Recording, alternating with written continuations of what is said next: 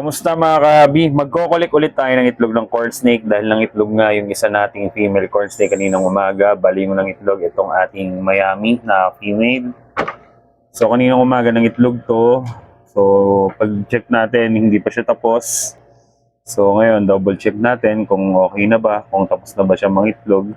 So mukhang okay naman na at mukhang kanina pa siya tapos mangitlog mga kahabi kasi yan kung titingnan natin yung ibang eggs ay nag-deflate na dahil siguro sa sobrang init, pero pag in-incubate natin yan or nilagay natin sa lagayan ng ating mga itlog magiging maayos din yung mga itlog na yan. So gagawin natin ngayon, harvestin natin yung itlog, ilalagay natin sa lagayan para ma-incubate natin. So siguro ang gagawin muna natin ay tanggalin muna natin si Mommy Corn Snake doon sa kanyang nest box. Yan, buksan pa natin ang bahagya para makakilos pa tayo ng maayos. Set aside muna natin yung mga sphagnum moss na nandito. So itong mga to nandito to sa loob. Kaya yung sphagnum moss natin medyo natuyo na rin sa sobrang init din ng panahon ngayon. So dito kasi sa area ko grabe yung init. So tanggalin muna natin si Mommy Corn Snake dito para makuha natin na maayos yung itlog. Ayan, overprotective siya sa mga itlog niya. Syempre maternal instinct yan. Lahat naman ng nanay ganyan. Pinoprotektahan yung kanyang mga anak.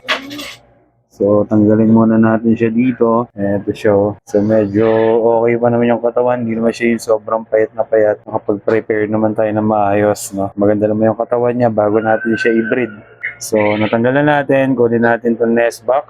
Ilapag muna natin dito. Tapos, kaya na muna natin magpahinga si Mommy Corn Snake dito. Sara muna natin yung kanyang lagayan. Siguro by tomorrow, pwede na natin pakainin yan para makabawi siya. Alright mga kahabi, pwede na natin ilipat yung mga itlog dito. May na-ready na tayong lagayan dito. Meron na rin siyang perlite at natimplahan na rin natin yan ng tubig. So sa last video ko, pinakita ko doon kung paano mag-prepare ng ganitong lagayan at kung paano mag-incubate ng itlog ng corn snake. Yun, check nyo na lang yung last video natin mga kahabi. Yan, sana makatulong sa mga nagbabalak mag-breed dyan ng corn snake na pwede nyo rin magamit sa iba pang reptiles. No? Halos parehas lang din naman ang method. So yun, simulan na nga natin to. Pag-iwa-iwalay na natin. So meron dito, ayan o, parang kakalas na. Isan to. Unahin na natin to. Yung kanina parang malalaglag So ayan, meron natin mga sphagnum moss na nakadikit. Unang first na nakuha natin yan. Peso natin. Baon lang natin ng bahagya. Yan, bahagya lang. Hindi naman kailangan sobrang lalim. Para lang hindi siya gumulong. So yun, sa last video nga, naipaliwanag ko din doon yung diskarte. Pero sasabihin ko na lang din yan. So pagka naglipat tayo ng itlog ng snake, dapat kung ano yung orientation or ano yung pwesto ng itlog, ganun lang din yung paglilipat natin. Hindi natin dapat pihitin, baliktarin kasi mamamatay yung embryo. So hindi, natanggal ko muna yung mga nakadikit na sphagnum moss. Isa-isahin na natin itong baklasin. Nakaisa na tayo. So ito, natin ito nasa gilid. Ayan. Dahan-dahan lang para hindi mapunit. Ayun, tanggal na natin. Ayan, so ito, lagay na natin siya dito. Lagay natin mga sphagnum moss. So, bilangin natin mamaya kung ilan lahat yan. Dahan lang. Ayan. Lagyan natin din So, nakatatlo na tayo. Ayan. Pang-apat. Pang-lima.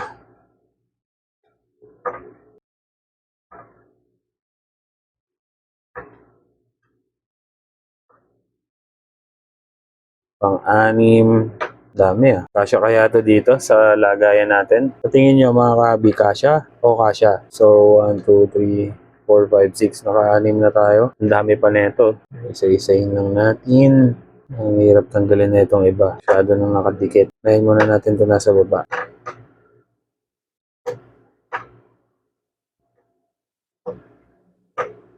Yan.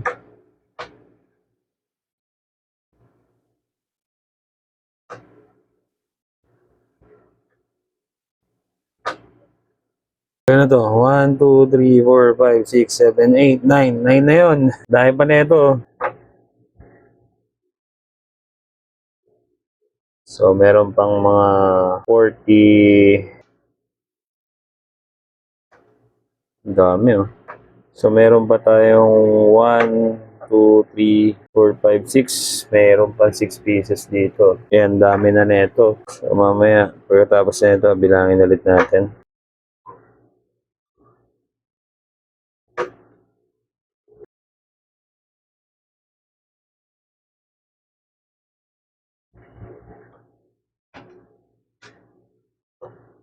Konti na lang, 4 na lang to. Last 3.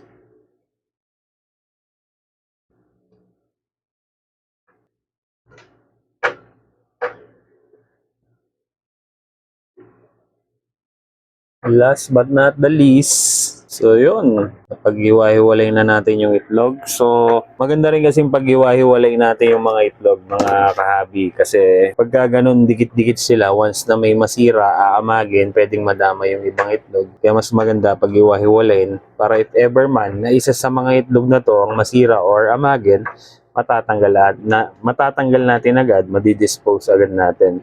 So ito na ilipat na natin, nakalas na natin lahat. So bilangin ulit natin. So itong isang layer nito ay 8. 1, 2, 3, 4, 5, 6, 7, 8, 9, 10, 11, 12, 13, 14, 15, 16, 17, 18, 19, 20. So yun, mga kahabi, 20 eggs. Ngayong 4:20, bali ngayong araw kasi ay April 20, Monday, 4:20. Tapos yung itlog natin ngayon, 20. Ayos, no? Ang galing.